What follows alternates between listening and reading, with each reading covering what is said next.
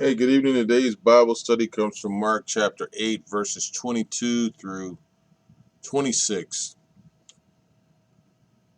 They came to Bethsaida, and some people brought a blind man and begged Jesus to touch him. He took the blind man by the hand and led him outside the village. When he had spit on the man's eyes and put his hands on him, Jesus asked, "Do you see anything?" He looked up and said, "I see people. They look like trees walking." Once more, Jesus put his hands on the man's eyes. Then his eyes were opened, his sight was restored, and he saw everything clearly. Jesus sent him home, saying, "Don't even go into the village." Amen. Once again, we got Christ working. He had just got done teaching the disciples, his apostles, a few things. And what's he doing? He's working. And if you notice, he was in Bethsaida. Um, this is where Peter, the native city of Peter, Andrew, James, John, and Phillips. And just in case you didn't know, it meant house of fish. I looked it up. Yeah, I cheated.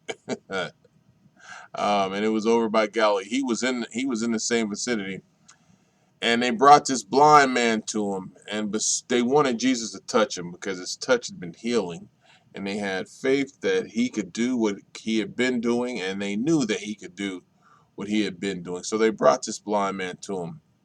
And he took hold of the blind man by the hand and brought him out of the village. And when he had spit on his eyes and laid his hands upon him, he asked him,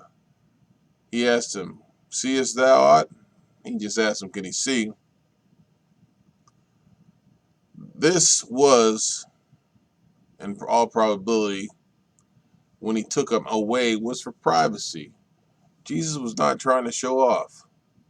He took him to a place for privacy so he could do what he needed to do. And he did the same thing with the deaf and mute guy. And it doesn't have to be known to us, it just has to be known that Christ did it. And then you notice that the man was being healed in stages. And I honestly think he was healed in stages because his faith wasn't all the way there. When he started out, he saw the trees, but when he realized that he could see something, his faith grew. And when his faith grew and Jesus touched him again, he could see clearly. So when Jesus first touched him, he just strengthened his faith partly. And then when his faith was adequate and his faith completed the cure when Jesus touched him again.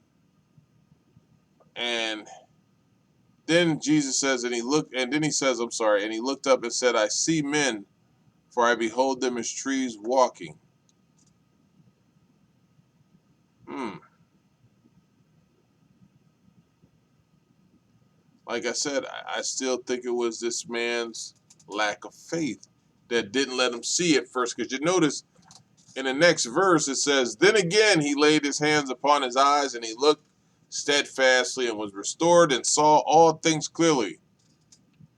Now there were two stages, and you gotta see how much compassion the Lord has for us, because he let the man get himself together and get his faith strengthened by even putting his hands on him and letting him see a little bit.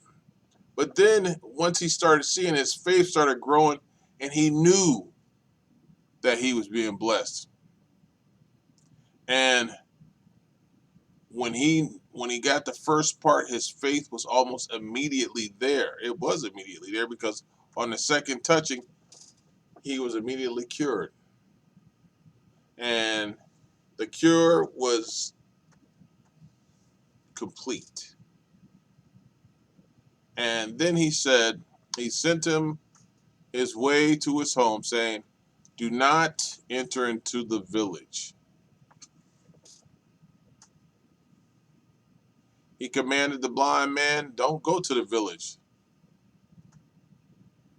And that was probably because of the identity of the village.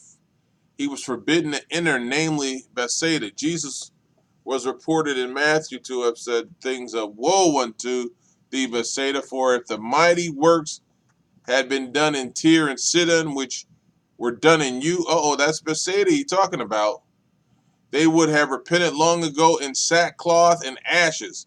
But I say unto you, it shall be more tolerable for Tyre and Sidon in the day of judgment than for you. And that's Matthew 11:21 and 22. So don't go there. Go home. And Jesus took the time out to give him the faith and the ability to get faith.